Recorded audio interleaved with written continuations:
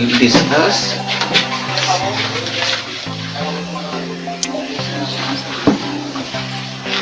relation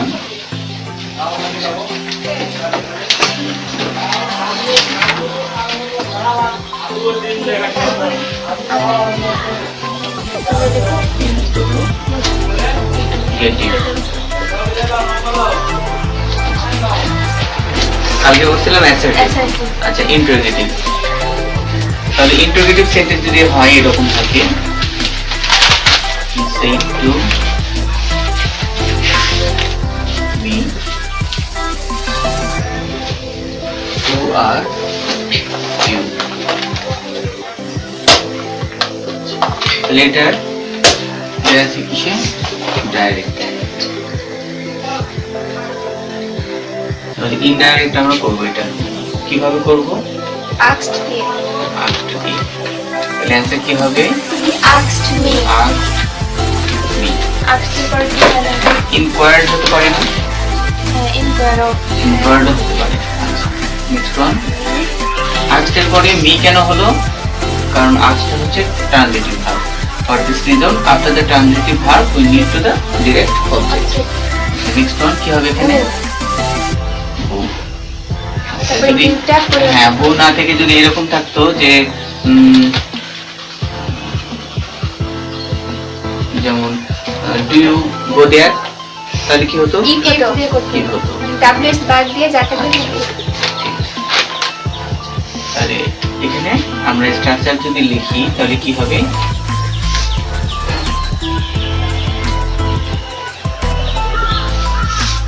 প্রথমে subject, তারপরে asked হতে পারে, অথবা আমি প্রেজেন্ট ফর্মে দিলাম।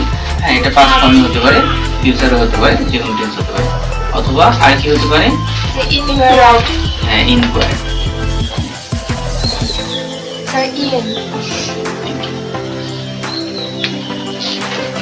ইনকোয়ার্ড প্লাস অবজেক্ট। এরপরে তাহলে এখানে কি কি হতে পারে? ডাব্লিউ অথবা এই দুইটার যে কোনো একটা যদি না থাকে তাহলে ইফ, তাহলে ওয়েদার, হ্যাঁ ওইটা কিন্তু ডাব্লিউর মধ্যে পড়ে যাচ্ছে, ঠিক আছে। এরপরে কি হবে বলো? আই ইউটা ওই অবজেক্টের সাথে পরিবর্তন হবে। সেকেন্ড পারসন থাকলে অবজেক্টের সাথে পরিবর্তন, সেকেন্ড পারসন কাকে ধরবে? অবজেক্ট ধরবে। তাহলে এখানে হয়ে যাবে আই। আচ্ছা এখানে ছিল না ইউ, ইউটা কোন কেস ছিল? সাবজেক্টিভ কেস হয়, আবার হচ্ছে যে নমিনেটিভ কেস হয়। একটা কি হয়? কিন্তু এটা সাবজেক্ট, এটা কোন ফর্মে আছে? এটা সাবজেক্টিভ। হ্যাঁ আচ্ছা তাহলে এটা হচ্ছে হ্যাঁ subjective form. Who are you, তুমি কে। আচ্ছা তাহলে এইটা কোন ফর্ম? সেন্টেন্সের তো এটাই সাবজেক্ট হওয়ার কথা, এটা ভার্ব হওয়ার কথা, আর এটা তো অবজেক্ট হওয়ার কথা, তাই না? তাহলে এখানে ইউটা কি আসলে অবজেক্ট ফর্মে আছে না আসলে সাবজেক্টিভ ফর্মে আছে?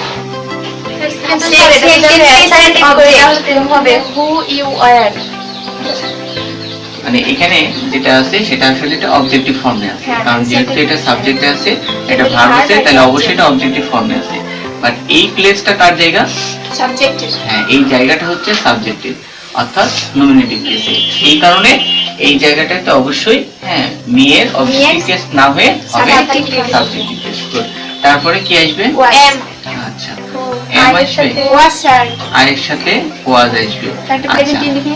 হ্যাঁ এটা হচ্ছে আছে দেখো প্রেজেন্ট টেন্সে, অর্থাৎ প্রেজেন্ট ইনডিফিনিট, বাট এইখানেতে আছে পাস্ট ইনডিফিনিট। তাহলে পাস্ট ইনডিফিনিট থাকার কারণে এই প্রেজেন্ট ইনডিফিনিটটা পাস্ট ফর্ম হয়ে যাবে। আচ্ছা এরপরে কি হবে? আর কিছু আছে বাদ? না কিছু বাদ নেই, শেষ। এখন তাহলে এখানে স্ট্রাকচার কি হলো? ডাব্লিউ এর পরে কি আসলো? পরে সাবজেক্ট, সাবজেক্ট, তারপরে ভার্ব, ভার্ব, আর যদি অবজেক্ট থাকে হবে, না থাকলে নাই। This is the basic structure of the narration, indirect and interrogative sentence. ঠিক আছে, আচ্ছা এটা যদি থাকে তোমাদের হ্যাঁ উঠাই নিতে পারো, না থাকলে নো নিড। এখন আমি ইনডিরেক্ট থেকে হ্যাঁ ডিরেক্ট করব। আচ্ছা তাহলে ইনডিরেক্ট একটা সেন্টেন্স দিয়ে দিই, আর তোমরা এটাকে ডিরেক্ট বানাও বা ডাইরেক্ট বানাও। যেমন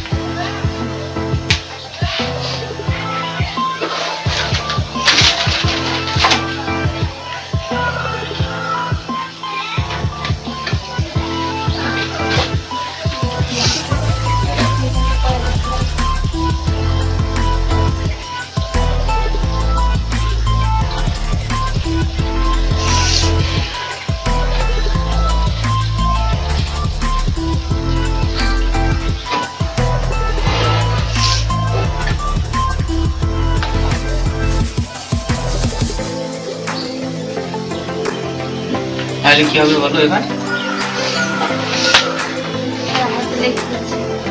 They say to me if they come in your house. বলো। স্যার এখানে আপনি সে দিয়েছেন, এখানে ইনডাইরেক্ট হিসেবে সবসময় আস্কড হয় না? দুটোই হতে পারে। ও ইউ রাইট। এখানে তো অবশ্যই আস্ক হবে, তা নাহলে ইন্টারোগেটিভ হবে না। তাহলে they ask to me,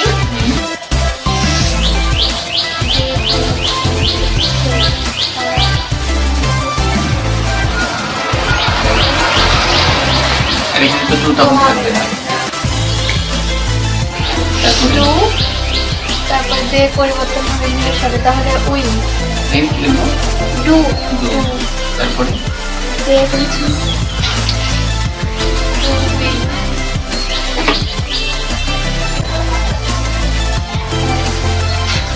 do be, do they come. do they।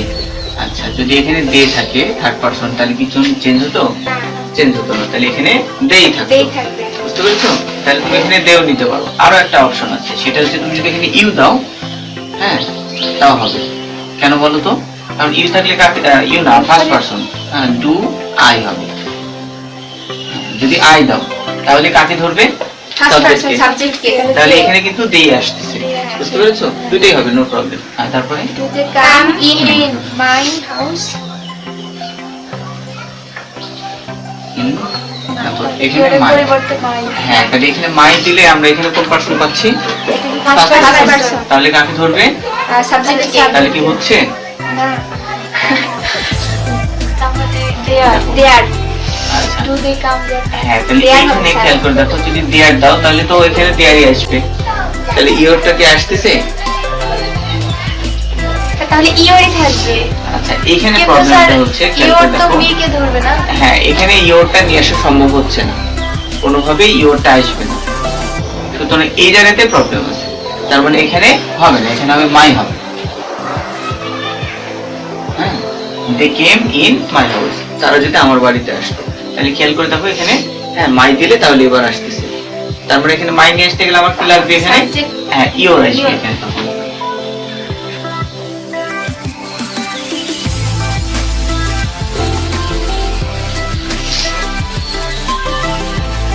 এবার দেখো সেন্টেন্স কানেক্ট। বুঝতে পেরেছো? এভাবে কিন্তু হ্যাঁ প্রোনাউনগুলো ধরতে হবে। আচ্ছা, আরেকটা দিই।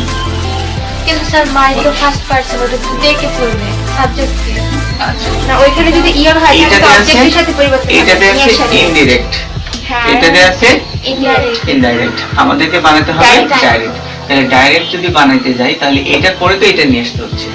তাহলে এইখানে যদি যদি তুমি ইওর হ্যাঁ না দিই তাহলে এখানে মাই যদি ইওর আসবে। হাউস দাও তাহলে তো ইওরটা এর মধ্যে কোথাও নাই, তাহলে ইওরটা কোথা থেকে নিয়ে আসবে তুমি? আর যদি এটা ডাইরেক্ট থাকতো তাহলে আমরা ইনডাইরেক্ট বানানোর সময় তখন ওটা চেঞ্জ করে দিতাম, সমস্যা হতো না। বুঝতে পেরেছো? আচ্ছা, যেমন আরেকটা সেন্টেন্স দেখো, ডাইরেক্ট থেকে এবার ইনডাইরেক্ট থেকে। যেমন he said to me,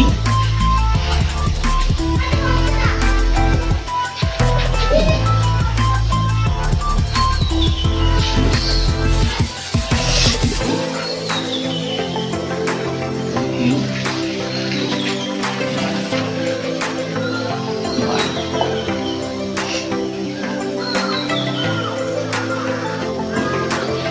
কোন বইটা আমার জন্য তুমি কেনো? এবার দেখো কেন আর he asked me, he asked me,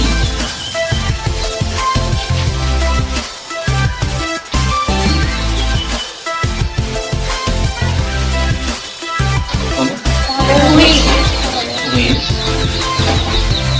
book,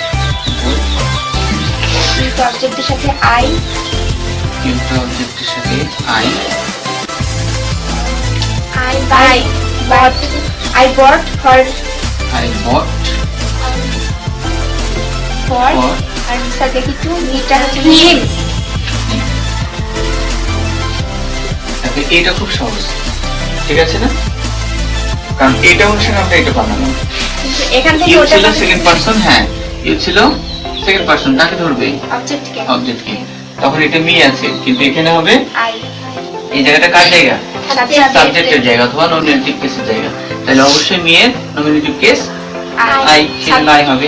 subjective case হ্যাঁ বা নমিনেটিভ কেস আই, এজন্য এটা হবে। আর টেন্সের পরিবর্তনটা হচ্ছে পাস্ট টেন্স, পাস্ট টেন্স। আচ্ছা, এরপরে এখানে আরো একটা আছে, সেটা হচ্ছে মি। আচ্ছা দেখো, মিটা হচ্ছে ফার্স্ট পারসন, তাহলে কাকে ধরবে? সাবজেক্টকে। বুঝতে পেরেছো? ফার্স্ট পারসন ধরে সাবজেক্টকে, সেকেন্ড পারসন ধরে অবজেক্টকে। এই জন্য এখানে হ্যাঁ হিম হয়ে গেল। আর এই জায়গাটা কার জায়গা? অবজেক্টের। হ্যাঁ, এটা হচ্ছে অবজেক্টিভ কেসের জায়গা। তো যেহেতু এটা অবজেক্টিভ কেসের জায়গা,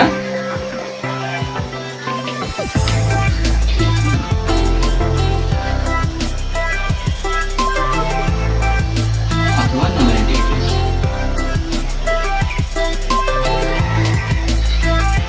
সেই জন্য এই জায়গাতে আই হবে আর ওই জায়গাতে হি হবে।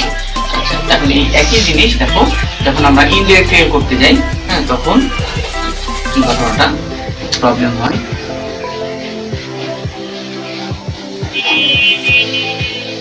এটুকু বুঝতে অসুবিধা আছে? রিয়া, না স্যার। তাহলে এবার ইনডিরেক্ট দিয়ে একটা।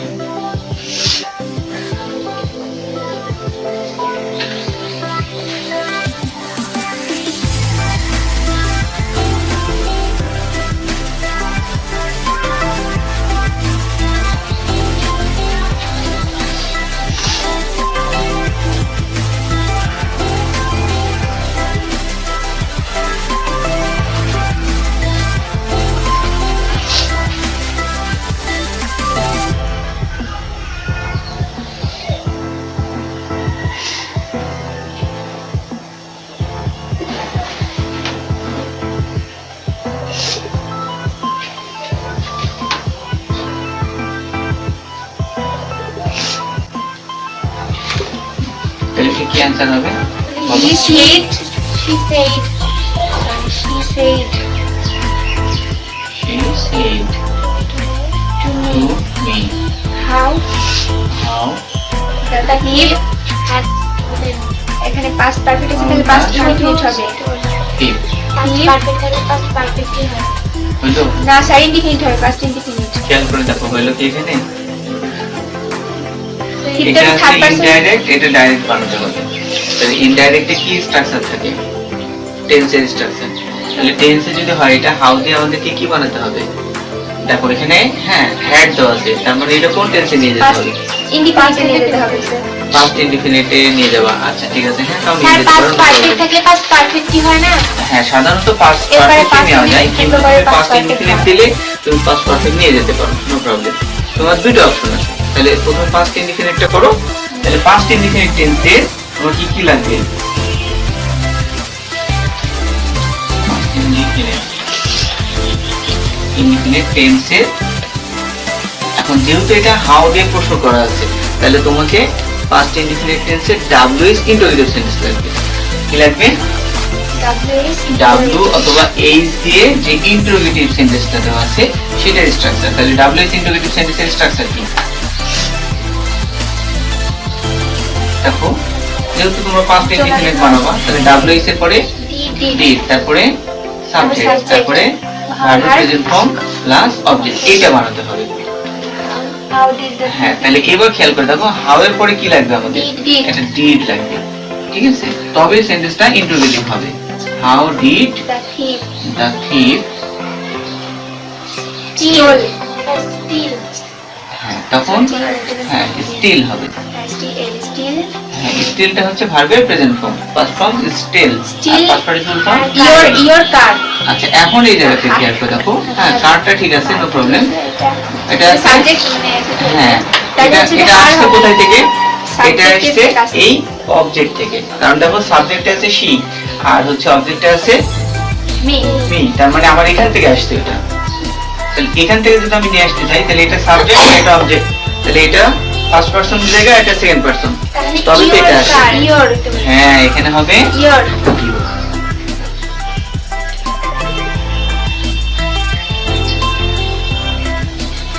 এবার দেখো সেন্টেন্সটা, এটা হবে তখন কি? ইনভার্টেড কমা, এটা হবে এরকম, আর এবার দেখো, এটা বুঝতে অসুবিধা আছে।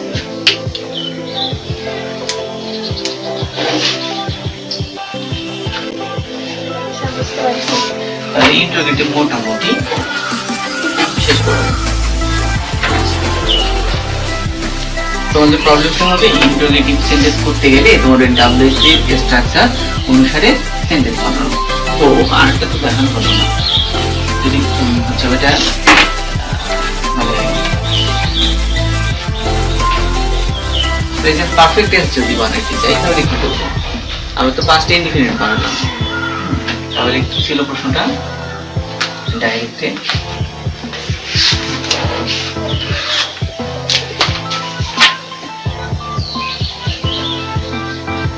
she inquired, তাই না? inquired, এরপরে ছিল হচ্ছে How how the thief how the thief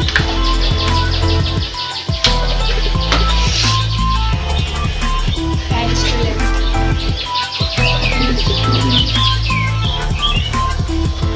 My car.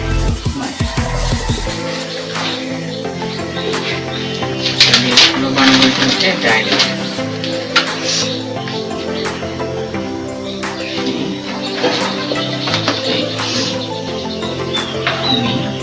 এখন এইটুকু লাগবে আমার, হ্যাঁ হচ্ছে প্রেজেন্ট পারফেক্ট টেন্স। হ্যাঁ, এর কোনটা লাগবে? ডাব্লিউ অথবা এইচ, WH, তারপরে দিতে হবে কি Subject. হ্যাভ অথবা হ্যাজ। সবার বইটা কোথায়? ইংলিশটা ওই পাশে আছে।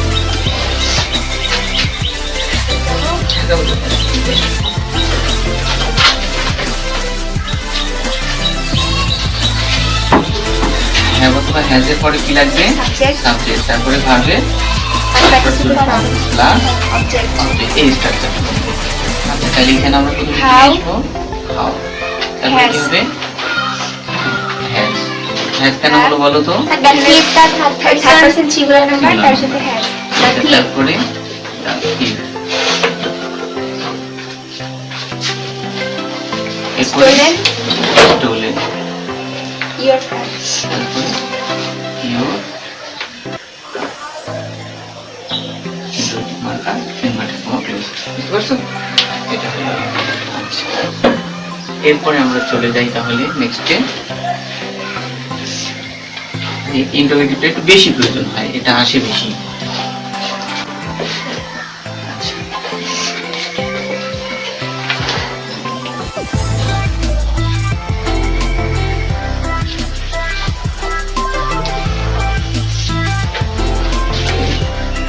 অবজেক্টিভ যাই, Imperative. Sir. ইম্পারেটিভ আগে যাবো।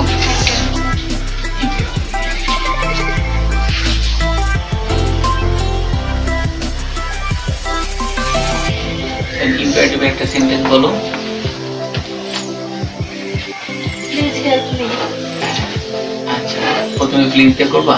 আচ্ছা করো। Please help me. আচ্ছা, এইটুকু ঠিক আছে। তাহলে ইনডাইরেক্ট ডাইরেক্ট সেন্টেন্স বানাতে গেলে কি লাগবে? সেই তুমি এগুলো লাগবে না? Imperative sentence. ও ইম্পারেটিভ এ যাচ্ছে, সমস্যা নেই, দুইটাই হয়। একটা হচ্ছে তোমার Told হয় sir. Told request advice order. হ্যাঁ সেটা তো আছে। এটা রিকোয়েস্ট যে একটা ইম্পারেটিভ সেন্টেন্স বলো, হ্যাঁ ইম্পারেটিভ মানে আদেশমূলক। তাহলে প্লিজটা এটা আছে, এটা পরে রুলসে যাও। আগে ওপেন দ্য ডোর। হ্যাঁ, আগে শুধু লেখো এটুকু যে হেল্প মি, কিন্তু তার আগে কি দিতে হবে? হি সেড টু, হ্যাঁ হি সেড সে বললো, He said অথবা হি to- সেড টু মি দাও। হি said to me help him. Help me, আমাকে সাহায্য করো। ঠিক আছে, এইরকম এবার হয়েছে। দেখো তাহলে ইম্পারেটিভ সেন্টেন্স বানাতে গেলে কি লাগবে প্রথমে? হ্যাঁ he said to me, direct নারেশনে করতে গেলে প্রথমত হি সেড টু মি এটা দিতে হবে, তাই না? যেহেতু আমরা কাটা সেন্টেন্স করছি। আচ্ছা, আর যখন প্যাসেজে থাকবে তখন এটা থাকে না। ওকে, তাহলে হি সেড টু মি এটা যদি হয় তারপর বললো কি হেল্প মি, আমাকে সাহায্য করো। আচ্ছা, এখন ইনডাইরেক্ট আমরা এটা বানাবো। কিন্তু ইনডাইরেক্ট বানাতে গেলে আমাদের একটা স্ট্রাকচার ফলো করতে হবে, তাই না?